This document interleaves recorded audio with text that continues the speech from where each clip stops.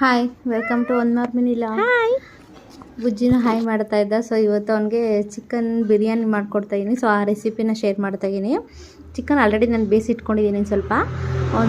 ಒಂದು ಅರ್ಧ ಈರುಳ್ಳಿ, ಒಂದು ಅರ್ಧ ಟೊಮೊಟೊ, ಒಂದು 3 ಎಸ್ಲು ಬೆಳ್ಳುಳ್ಳಿ ತೊಗೊಂಡಿದ್ದೀನಿ. ಶುಂಠಿ ಬೇಕಾದ್ರೆ ಹಾಕೋಬೋದು, ಬಟ್ ನಾನು ಹಾಕಿಲ್ಲ ಇಲ್ಲಿ. ಸ್ವಲ್ಪ ಪುದೀನ ಸೊಪ್ಪು ಮತ್ತು ಜೀರಿಗೆ, ಮೆಣಸು, ಲವಂಗ, ಚಕ್ಕೆ ಇಷ್ಟನ್ನು ಒಗ್ಗರಣೆಗೆ ಹಾಕ್ಕೊಂಡು ಈರುಳ್ಳಿ ಬೆಳ್ಳುಳ್ಳಿ ಸುಲಿದಿಟ್ಟಿರೋದು ಹಾಕ್ತಾಯಿದ್ದೀನಿ.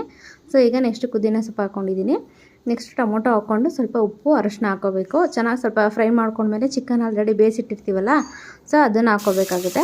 ಚಿಕನ್ ಮುಂಚೆನೇ ಬೇಯಿಸೋದೇನಕ್ಕೆ ಅಂತಂದರೆ ಇದು ಅಕ್ಕಿ ಹಾಕಿದ್ರೆ ತುಂಬಾ ಬೇಗ ಬೆಂದ್ಬಿಡುತ್ತಲ್ವ. ಸೊ ಹಂಗಾಗಿ ಅದನ್ನು ಆಲ್ರೆಡಿ ಬೇಯಿಸಿಟ್ಕೊಂಡಿದ್ದೀನಿ ನಾನು. ಅದನ್ನು ಸ್ವಲ್ಪ ಹಾಕ್ತಾಯಿದ್ದೀನಿ.